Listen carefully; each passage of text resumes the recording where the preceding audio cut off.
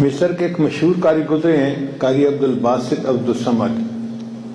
آپ نے ان کی تلاوت بھی سنی ہوگی، نام بھی سنا ہوگا.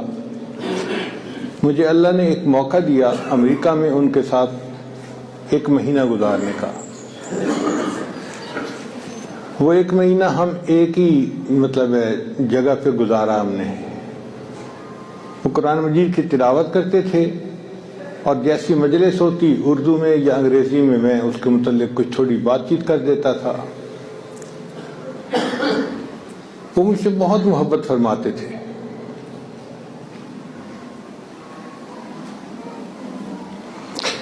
ایک مرتبہ انہوں نے قرآن مجید پڑھا تو لوگ بہت خوش ہوئے ان کی تلاوت سن کے، اور واقعی اللہ نے کیا ان کی آواز کے اندر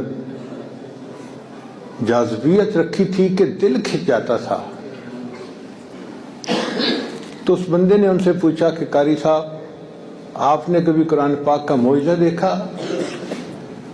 تو وہ کہنے لگے کہ ہاں میں نے قرآن پاک کے کئی معجزے آنکھوں سے دیکھے. اس نے کہا کوئی ہمیں بھی سنائیں. تو قاری صاحب نے یہ واقعہ سنایا. کہنے لگے کہ مصر کے ایک صدر گزرے ہیں، شاید جمال عبد الناصر کا نام لیا تو یا کسی اور کا.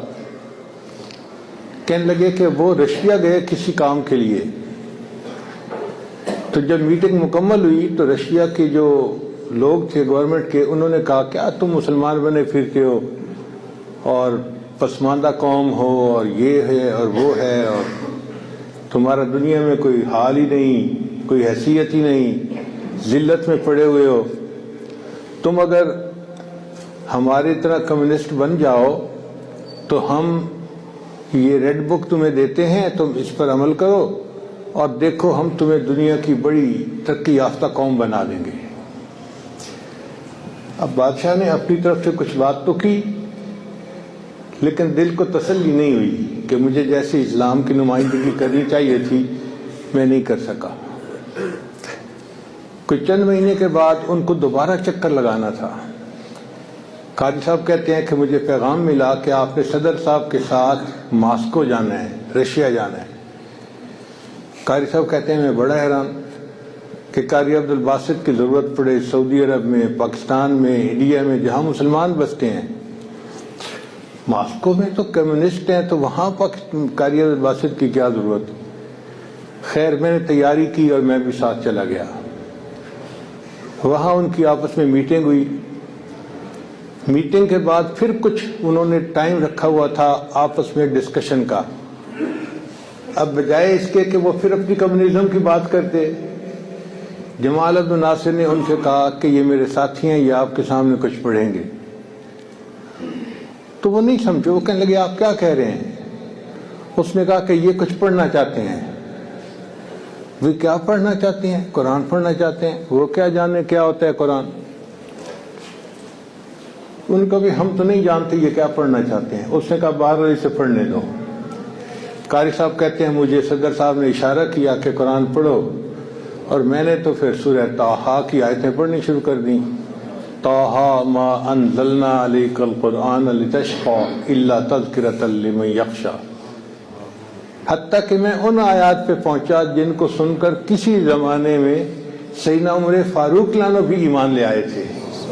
اننی انا اللہ لا الہ الا انا فاعبدنی واقم الصلاۃ لذکری. فرماتے ہیں جب میں نے وہ آیات پڑھ لی تو میں نے مکمل کی تلاوت اور آج سر اٹھایا تو میں نے دیکھا کہ جو سامنے دہریے بیٹھے ہوئے تھے نا رشین، ان میں سے 4-5 ایسے بندے تھے جو آنسوؤں سے رو رہے تھے. جمال عبد الناصر نے ان سے پوچھا کہ آپ لوگ رو کیوں رہے ہو؟ انہوں نے کہا کہ ہم نہیں سمجھتے اس نے کیا پڑھا، ہمیں کچھ پتہ نہیں ہے، ہم نہیں جانتے اس کے معنی کو، لیکن اتنی بات ہے کہ اس کلام میں کوئی تاثیر ایسی تھی کہ دل پر اثر ہوا اور خود آنکھوں ہماری آنسوں سے آنسو نکل آئے. قاری صاحب کہتے ہیں میں نے قرآن کا معجزہ آنکھوں سے دیکھا. جو قرآن پاک کو مانتے نہیں، قرآن پاک کو جانتے نہیں، یہ قرآن پاک ان کے سامنے پڑھا جاتا ہے، ان کے دلوں پہ بھی اثر پیدا کر دیتا ہے. میرے حضرت مرشد عالم رحمۃ اللہ فرمایا کرتے تھے دریاؤں کے راستے کون بناتا ہے؟ کوئی نہیں بناتا. دریا اپنے راستے خود بنایا کرتے ہیں. یہ قرآن مجید رحمت کا وہ دریا ہے جو سینوں تک اپنے راستے خود بنا لیا کرتا ہے. جب پڑھا جاتا ہے یہ دل پہ جا کے اثر کرتا ہے.